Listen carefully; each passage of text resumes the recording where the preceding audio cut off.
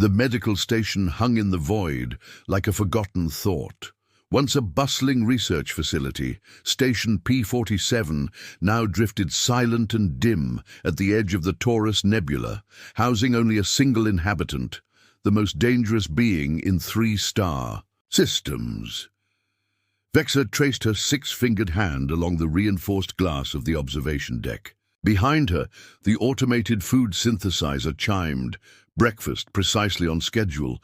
Her silvery blue skin caught the artificial light as she moved gracefully across the chamber.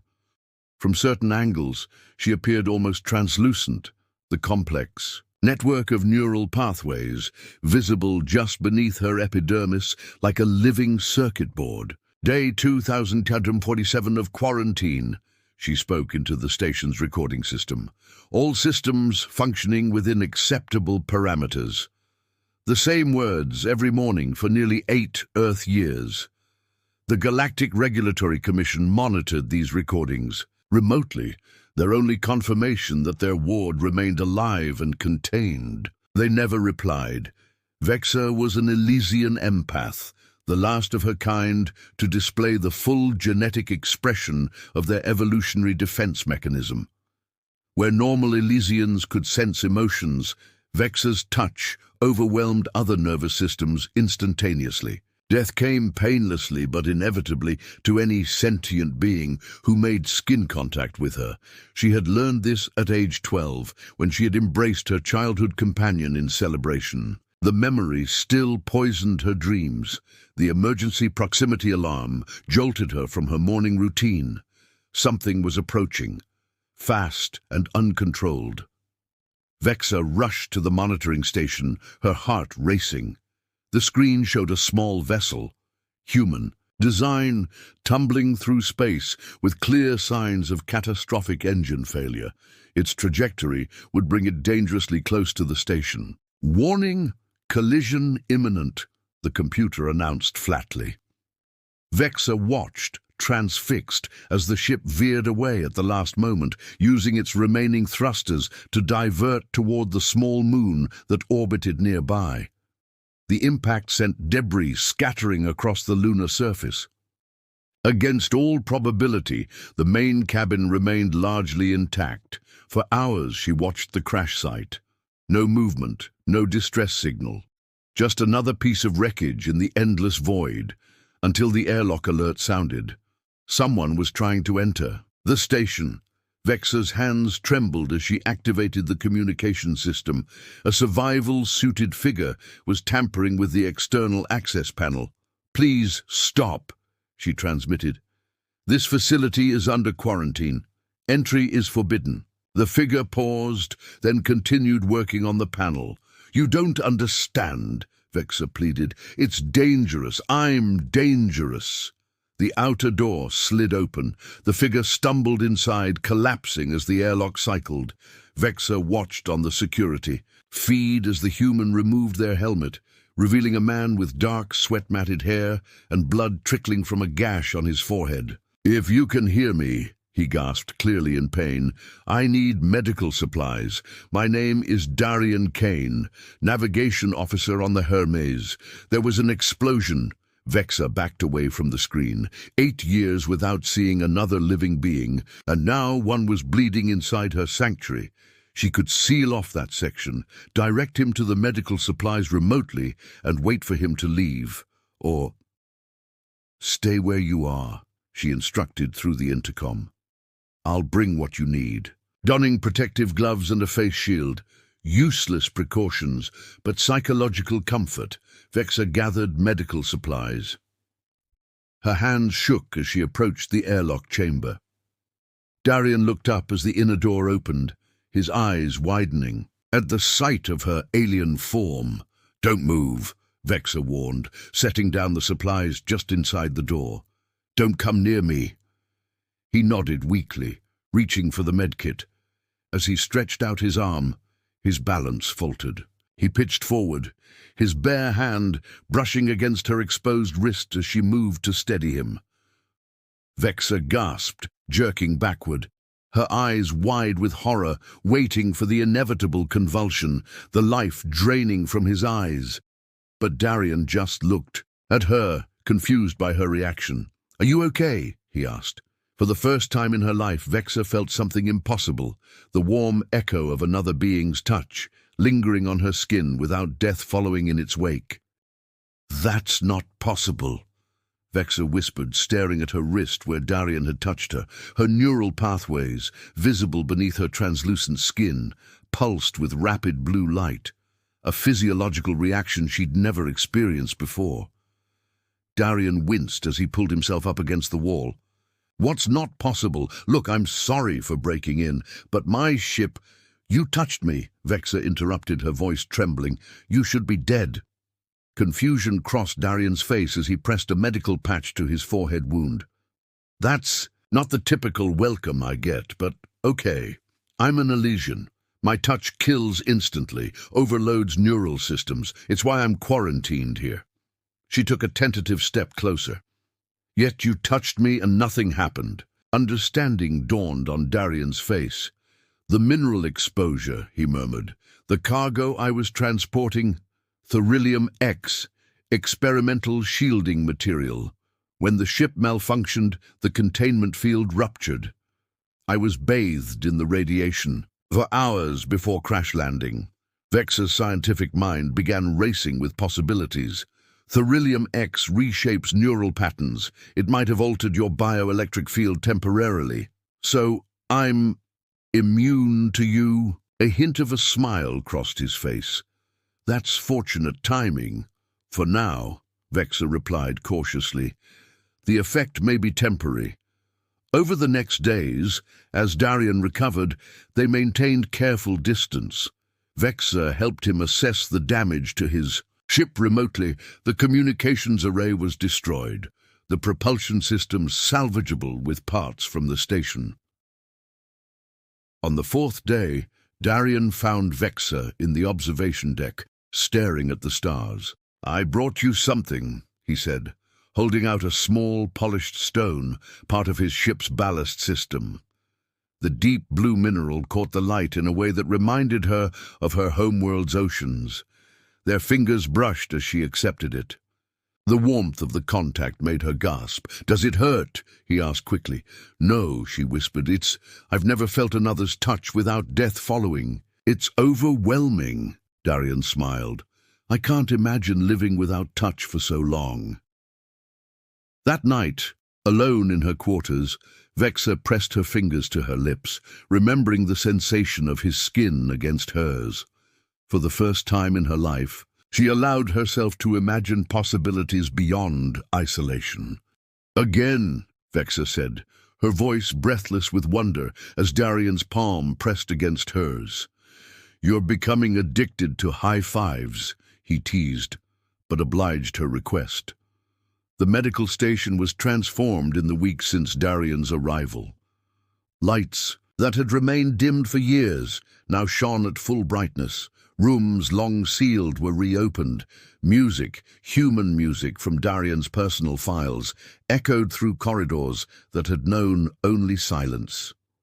"Every sensation is new," Vexa explained, studying their joined hands. "My species communicates primarily through touch. Our language has 37 different words for physical contact. I've known them all intellectually, but never experienced any until now." They worked together daily on repairing his ship, salvaging parts from unused sections of the station. Darian taught her engineering principles. She taught him about the advanced medical technology abandoned by the GRC. "Why did they leave you here alone?"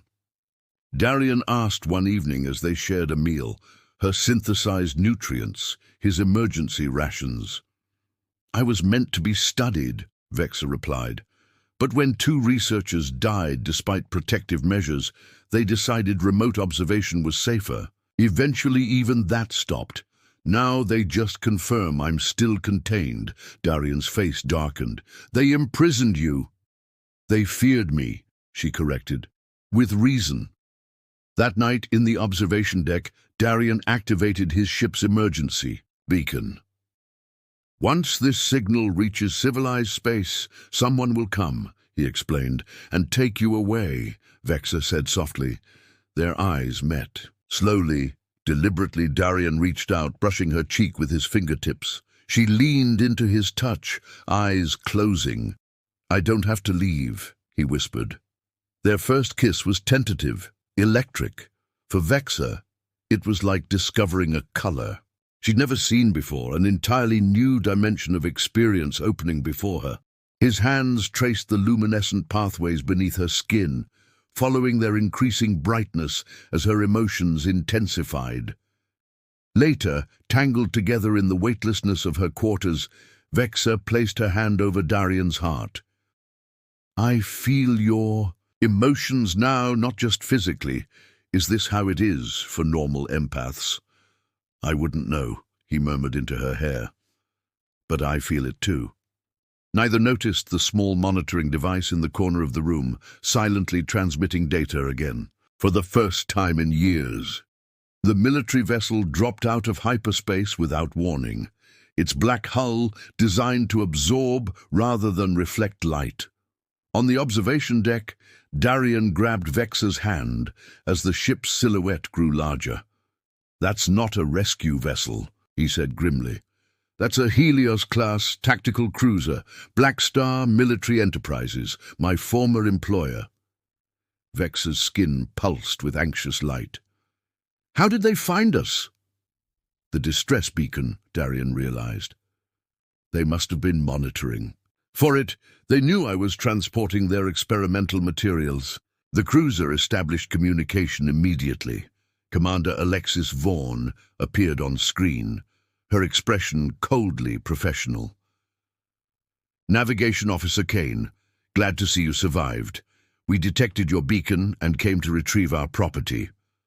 The Therilium X was lost in the crash," Darian replied cautiously. Vaughn's smile didn't reach her eyes. "We're not here for the mineral. Our sensors detect an Elysian life form aboard, Class 5 biohazard. The GRC files indicate this specimen has unique neural disruptive capabilities." Vexa felt Darian's hand tighten around hers. "She's not your property," he said evenly. "Actually, this station and all research subjects were acquired by Black Star 3 months ago, when we absorbed the defunct GRC research division."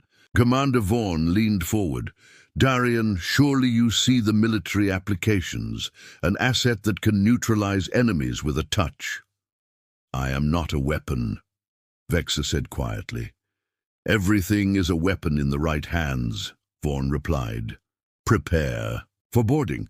Cooperation will make this easier for everyone." When the transmission ended, Darian pulled Vexa into his arms, but winced slightly at the contact. "What's wrong?" she asked, pulling back immediately. "Nothing," he insisted, but his expression betrayed him. Vexa placed her hand gently on his chest. "The Therilium effect is fading, isn't it? I'm starting to hurt you." Before he could answer, the station rocked with the force of the boarding team's arrival. 6 armored soldiers burst onto the observation deck, weapons raised. "Stand down," ordered their leader. "The asset comes with us." Darian stepped in front of Vexa. "She's not going anywhere." The soldier fired a stun round that sent Darian crumpling to the floor. As they moved forward to restrain Vexa, she made a decision that would change everything. She removed her protective gloves. "Don't come closer," she warned, her bare hands raised. The soldiers hesitated, then advanced anyway. The first grabbed her arm. He died instantly, convulsing to the floor. In the chaos that followed, Vexa touched 2 more soldiers before the others retreated. She rushed to Darian, reviving him with the station's medical equipment. "We need to go," she said urgently. "Your ship, is it operational enough?" "Barely," he groaned. "One short jump, maybe." As alarms blared throughout the station, they raced to his partially repaired vessel. Behind them, Commander Vaughn's cold voice echoed through the communication system. "The GRC has been notified. They're sending a containment team to neutralize the threat permanently." Vexa looked back at the station, her prison and home for 8 years, as Darian's ship lurched away into the darkness of space. The uninhabited planet loomed before them, its surface a mosaic of deep purple vegetation and silver lakes. They had made 3 desperate jumps in Darian's damaged ship, each one pushing its failing systems to the limit. Atmospheric readings are within tolerable parameters, Vexor said, studying the console. But there's something else, bioelectric signatures similar to Elysian patterns. Darian winced as he adjusted their entry vector. The pain when they touched was growing stronger with each passing day. The navigation database calls this sanctuary, he said. No official records beyond that. As they broke through the cloud layer, structures became visible, dwellings built into the landscape rather than imposed upon it. A settlement. Their landing was rough, the ship's remaining engine giving out entirely as they touched down. Figures approached cautiously from the tree line, humanoid with the same translucent circuit-patterned skin as Vexor. "Impossible," she whispered. "I thought I was the last." The leader of the group approached, hands raised in greeting. "Welcome to Sanctuary. I am Torin." His eyes widened upon seeing Vexor. "A Class 5 Elysian? We haven't seen one in decades." "There are others like me?" Vexor asked, hardly daring to hope. "Not exactly like you. We're all defective in the eyes of the galactic powers. Some touch empaths who feel too strongly, others who can't control their emotional projections, those deemed too dangerous or useless to remain in society." "A colony of exiles," Darian observed. "A community of the misunderstood," Torin corrected. That night, as the colony celebrated their arrival with a feast, Vexor watched in amazement as the residents touched freely, some wearing thin protective films, others with apparent immunity to each other's effects. "They've learned control," she marveled to Darian, who sat slightly apart, the pain of proximity to her growing worse. "You could too," he said softly. "You could have a life here." Vexor met his eyes. "Without you?" Before he could answer, alarms sounded throughout the settlement. A GRC enforcement vessel had entered orbit, with Commander Vaughn's ship close behind. "They tracked us," Darian groaned. The colony mobilized with practiced efficiency. As the settlers retreated to underground shelters, Torin approached them. "This is your fight that has come to our home. What will you do?" Vexor looked at her hands, then at Darian. "I need to end this cycle of fear." When the GRC officers landed, accompanied by Black Star soldiers, they found Vexor waiting alone in the central clearing. "The human is gone," she told them calmly. "He died from prolonged exposure to my touch." Commander Vaughn stepped forward. "Then you'll come with us. Your abilities are too valuable to waste." "My abilities are not what you think," Vexor replied. She turned to the GRC containment team. "You quarantined me because you believed I couldn't control my power. You were wrong." She slowly removed her protective gloves. The soldiers raised their weapons. "It was never about the touch," she explained. "It was about the connection." From the tree line, Darian emerged, walking steadily toward her despite the visible pain it caused him. He reached her side, and before the astonished eyes of the assembled forces took her bare hand in his. He grimaced but remained standing. "The thorium is nearly gone from his system," Vexor explained. "He feels pain now, but he lives, because I choose not to kill." Understanding dawned on Torin's face as he emerged from hiding. Emotional control. The most advanced Elysians could modulate their neurological impact through emotional focus. "Impossible," the GRC scientist protested. In response, Vexor approached him slowly. "May I?" After a hesitant moment, he offered his gloved hand. Vexor touched it lightly. Nothing happened. "We don't need to be weapons or be imprisoned," she said to the assembled group. "We need understanding and connection." 3 days later, the GRC and Black Star ships departed, leaving behind a research team under Vexor's conditions to study. With rather than study on, in the soft light of Sanctuary's twin moons, Vexor and Darian stood on a cliff overlooking the Silver Lakes. His tolerance was building again, their touches less painful each day. "Will you stay?" she asked. "There's no quick way back to human space." Darian smiled, taking her hand despite the discomfort. "I crashed into your isolation chamber by accident, but I'm choosing to stay by design." Around them, the bioluminescent plants of Sanctuary glowed like stars brought down to Earth, mirroring the patterns of light flowing beneath Vexa's skin as Darian pulled her into his arms. No longer afraid of her touch, but drawn to it, as he had been from the very beginning.